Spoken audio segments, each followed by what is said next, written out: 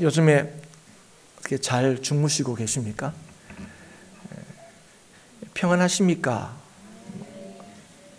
아니면 건강하십니까? 예. 그런 거를 다르게 질문하는 게 뭐냐면 잠은 잘 주무세요? 뭐 이렇게. 그 병원에 가도 뭐 문제가 있어 가면 뭐 잠은 잘 주무세요? 중요하게 체크하는 그런 항목입니다. 여러분 뭐 잠이 안 올 때 여러분 나름대로 취하는 어떤 방법들이 있으십니까? 뭐 한 번쯤 뭐 이런 얘기를 듣기도 하고 또 그래서 한 번쯤 그렇게 한번 해보기도 한 많은 방법들이 있을 거예요. 어떤 분은 자기 전에 따뜻한 물로 샤워하면 잠이 잘 오더라. 그럼 그렇게 한번 해보기도 하고, 아니면 요즘 애들 자기 전에 핸드폰 이렇게 하는 게 잠을 잘 자는데 되게 방해된다. 그래서 뭐 잠자리 들기 얼마 전까지는 이제 핸드폰이나 뭐 TV를 보지 않는다. 뭐 이런 방법도 있죠. 아니면 뭐 적당하게 운동하는 게 잠을 잘 자는데 굉장히 도움이 된다. 뭐 그런 얘기도 한번 좀 들어보셨을 거예요. 그런데 여러분 이런 말 들어보셨어요? 그래서 숙면 공식, 잠을 잘 자기 위하여 인정된 방식, 이렇게 풀이할 수 있는 숙면 공식이란 말을 들어보셨습니까? 몇몇 우리 젊은 친구들은, 특히 어린 친구들은 더 좀 안다는 듯한 표정을 이제 짓고 있는데요. 숙면 공식 뭔지 혹시 아시는 분 대답해 보십시오. 책 읽기. 그래요. 또 숙면 공식. 침대는 과학이다. 광고에서는 다 한다 그랬는데 우리 성도들은 그죠? TV를 안 보니까 오직 말씀과 기도에 전무하기 때문에 이런 뭐 모르죠. 그러니까 침대는 과학이다 이런 얘기를 하는 이유가 무엇입니까? 결국 좋은 침대가 잘 자게 하는 인정된 방식이라는 거예요. 그래서 우리 침대 사면 우리 침대는 과학으로 만들기 때문에 우리 침대에서 자면 잘 잡니다. 이런 광고죠. 사실은 뭐 숙면 공식이란 건 광고에 나오는 그런 말입니다. 그리고 또 어떤 광고를 보면 역사적으로 굉장히 알려진 이름 있는 그 유명한 인물을 등장시켜서 잠을 잘 자는 게 얼마나 중요한가 하는 것을 알리는 그런 침대 광고도 있습니다. 그러니까 그런 성공적인 인생, 그런 견고한 인생을 살기 위해서는 흔들리지 않는 평안함을 주는 그런 침대를 사면, 그 침대에서 자면 이런 성공적인 삶을 살 수 있는 것처럼 이제 말하기도 하죠. 이거 한마디로 그런 겁니다. 잠을 잘 자야 평안한 삶을 살 수 있고, 또 잠을 잘 자야 또 뭐요? 흔들리지 않는 소위 성공적인 삶을 살 수 있다고 얘기하는 거예요. 뭐 여기 어린 우리 아이들이나 아니면 청년들이나 뭐 이런 친구들은 뭐 이게 별로 안 와닿아요. 그렇죠? 뭐 누우면 바로 자고 뭐 이러니까요, 그죠? 너무 잔다고 막 엄마한테 막 혼이 날죠, 오히려. 근데 여러분 뭐 시간이 지나면 우리 청년들도 알게 될 거고, 뭐 어른들은 뭐 더 잘할 거죠. 잠을 잘 자야 한다는 것, 잠을 잘 잔다는 게 얼마나 참 인생에서 중요한 것인지 여러분 잘 알고 계실 거고, 또 젊은 친구들은 잘 알게 될 겁니다. 그래서 제가 설교를 시작할 때도 이 평안하십니까? 이 말은 사실은 잠을 잘 주무십니까? 이런 말로도 실제로 대체되기도 하죠. 잠 잘 자면 됐어요. 병원 가서도 잠을 잘 잡니다. 아이고 그러면 됐어요. 그러면 뭐 곧 괜찮아질 겁니다. 뭐 이런 얘기 듣잖아요. 오늘 하나님께서 우리에게 이렇게 말씀하십니다. 그러므로 여호와께서 그의 사랑하시는 자에게는 잠을 주시는도다. 이 말씀은 우리의 삶의 쉼과 평안함이 하나님께 있다 하는 뜻입니다. 우리는 가정이 평안하기를 바라고 우리가 사는 이 나라가 평안하기를 원합니다. 그리고 우리가 이걸 위해서 수고를 아끼지 않죠. 노력합니다. 일찍 일어나고 늦게 눕고 수고의 떡을 먹는 것, 결국은 우리의 삶의 쉼과 평안을 위해서입니다. 그리고 그렇게 하면 우리의 삶의 평강을, 또 이 땅의 평안을 이룰 수 있다고 믿습니다. 그래서 여러분, 우리가 하는 모든 삶의 노력들은 결국은 평안하고 안전하게 살기 위한 것입니다.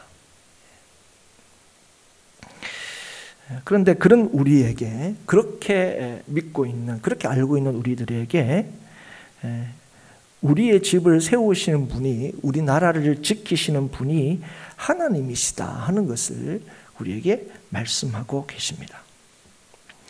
여러분, 집을 세우는 것, 나라를 안전하게 지키는 것 굉장히 중요합니다. 무엇보다도 중요한 거죠. 집과 나라, 이것은 이 땅을 사는 우리의 인생의 안정과 평강을 보장하는 가장 기본적인 요건, 조건이 됩니다. 그래서 한 번쯤, 그죠? 나라가 어지럽거나 나라를 잃어버린 경험이 있으면 그 나라의 소중함을 알죠. 그래서 주장하는 바가 저마다 조금씩 다를 수 있지만 결국 그런 주장들의 그 기본적인 의미는 무엇입니까? 나라가 안전해야 된다는 거예요. 나라가 평강해야 된다는 겁니다. 그걸 위해서 목소리를 높이고, 그걸 위해서 열심히 애를 쓰고 하는 거죠.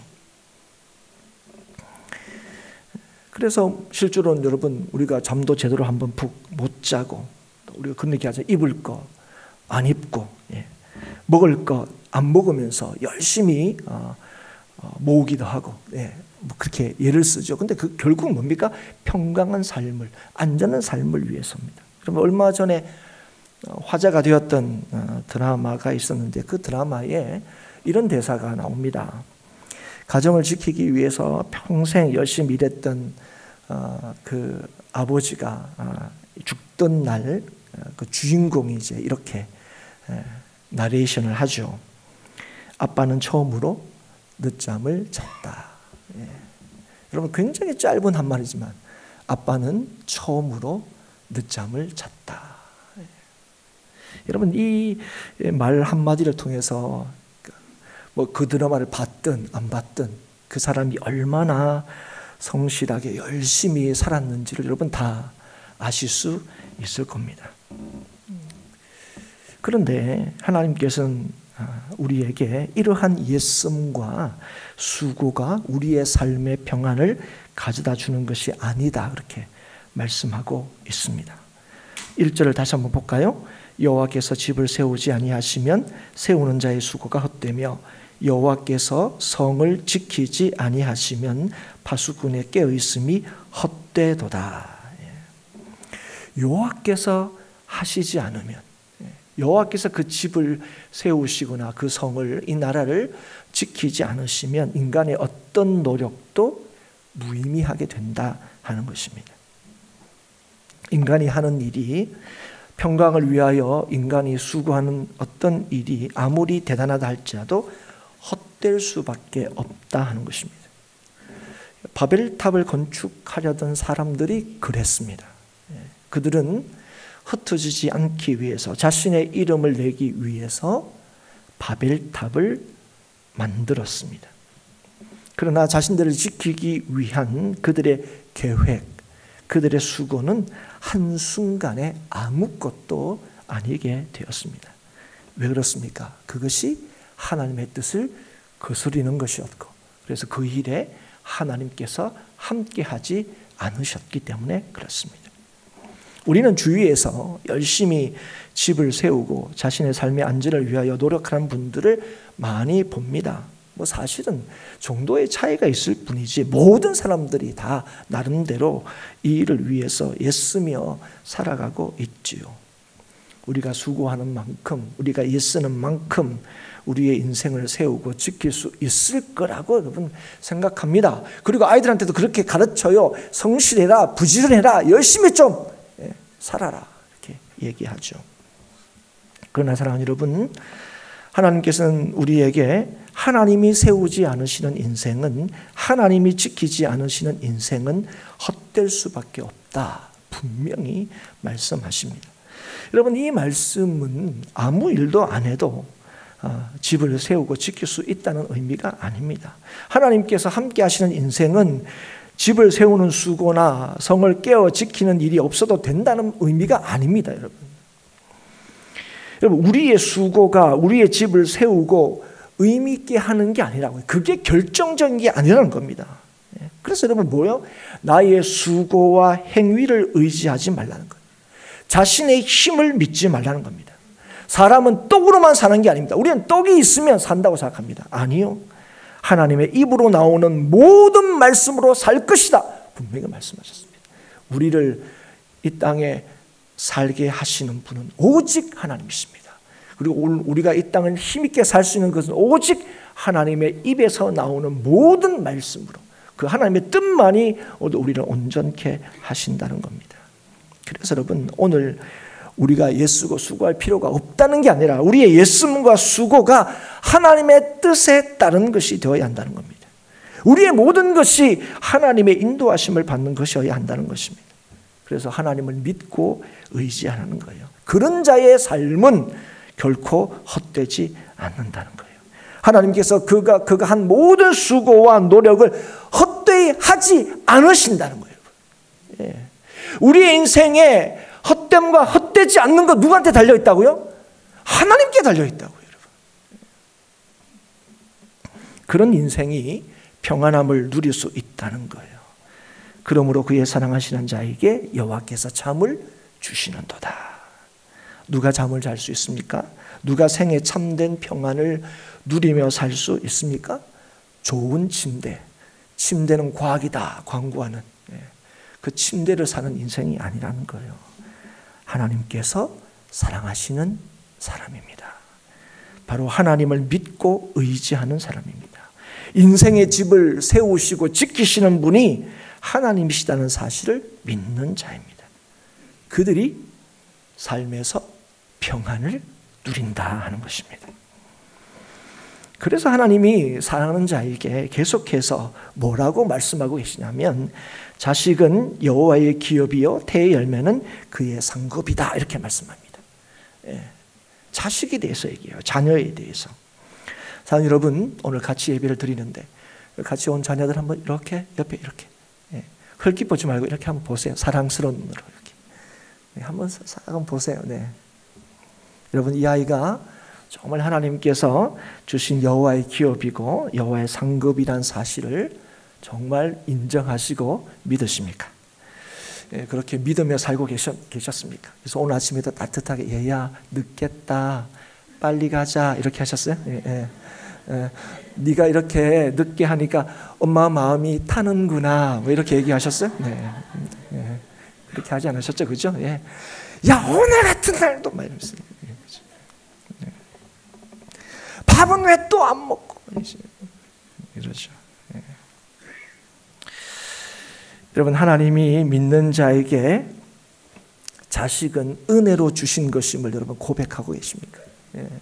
창세기 33장에 보면 이 야곱이 참 떨리는 마음으로 고향을 돌아올 때 에서가 뒤에 있는 이렇게 야곱 뒤에 있는 자녀들 이렇게 보면서 이 사람들 누구냐 할 때 야곱이 이렇게 해요. 하나님이 은혜로 주신 자들입니다. 은혜로 주신 자식입니다. 예. 여러분 자녀가 정말 하나님이 은혜로 주신 자녀임을 여러분 고백하며 살고 계십니까?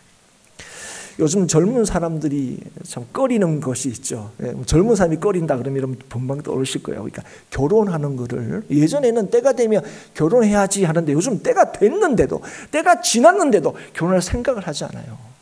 근데 그 결혼을 하셨다는 건 그걸 겁내한다는 거예요. 예.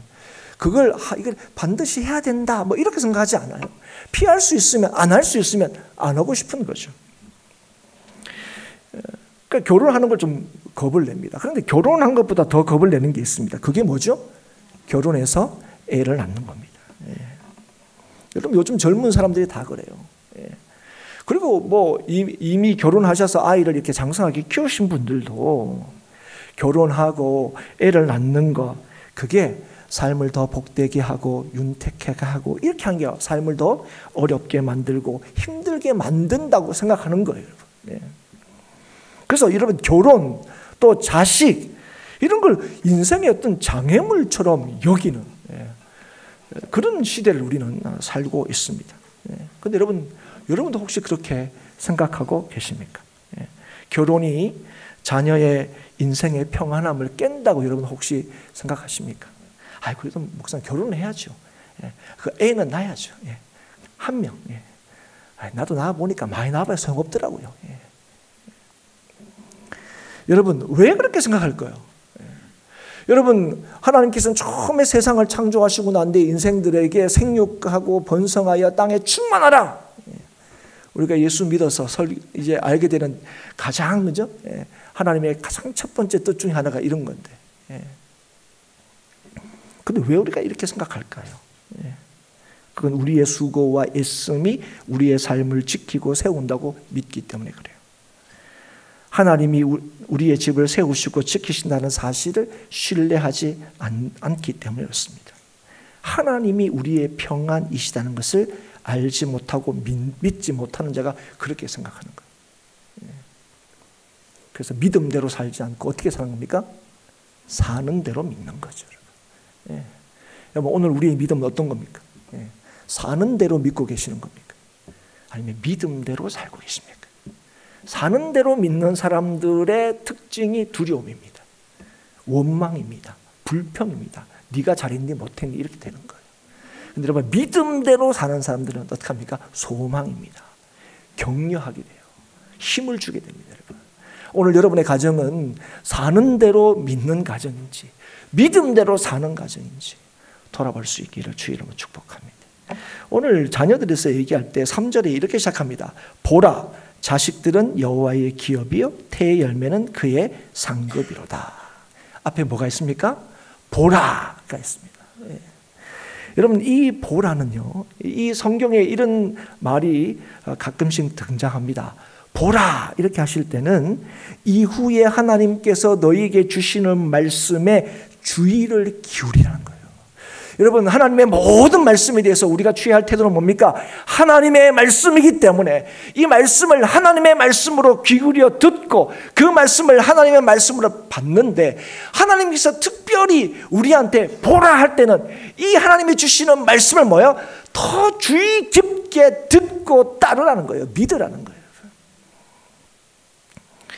현대인의 성경에는 보면 이렇게 번역이 되어 있습니다. 물론 요즘에 나오는 좀 쉽게 이제 번역이 되는 성경 보면 대부분 다 이런 방식으로 요 3절이 이렇게 해석이 되어 있습니다.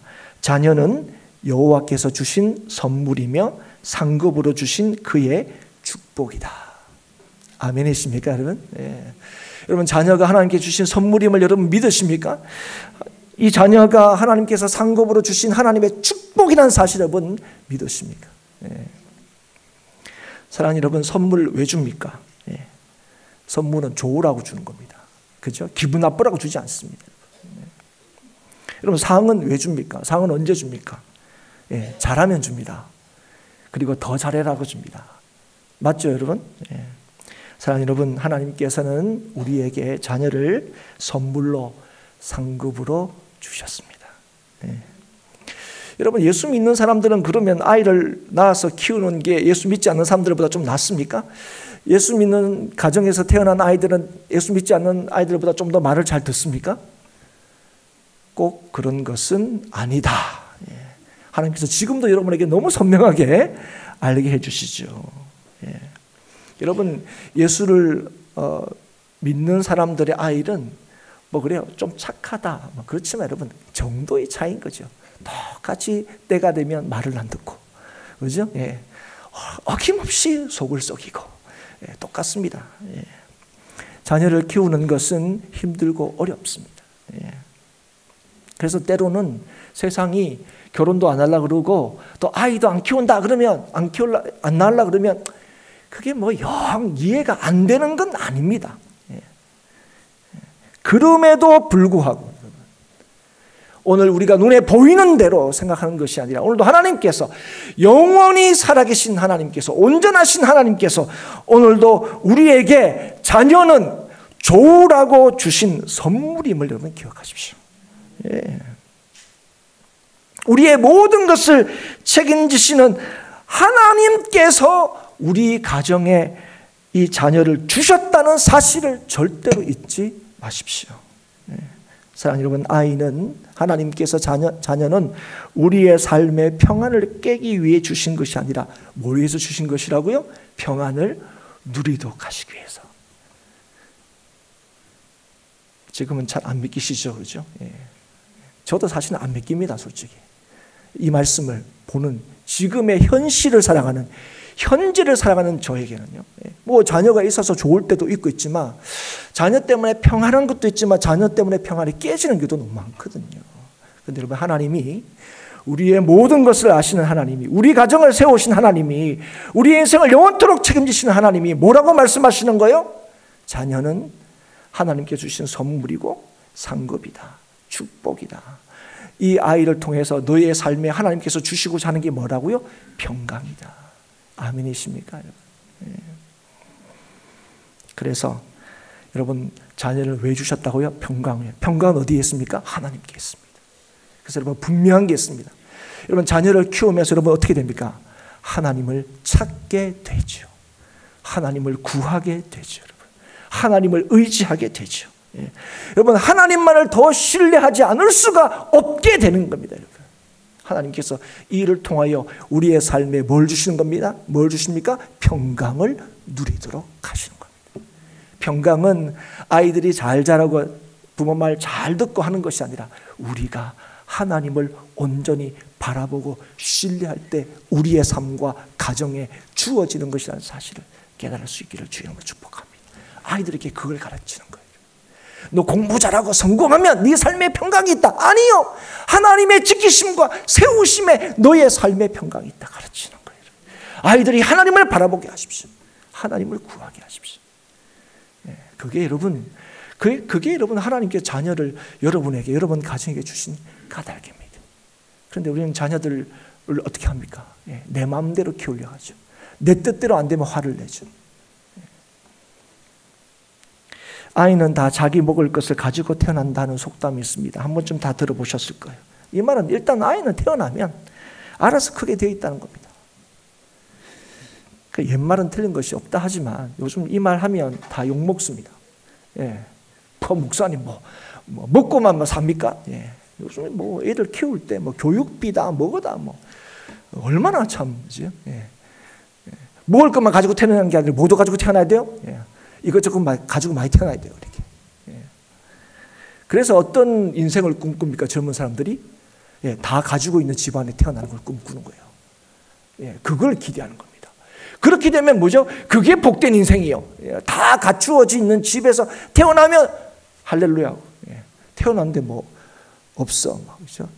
아빠도 없고 할아버지도 없어요. 뭐가 없어. 예. 가지고 있는 게.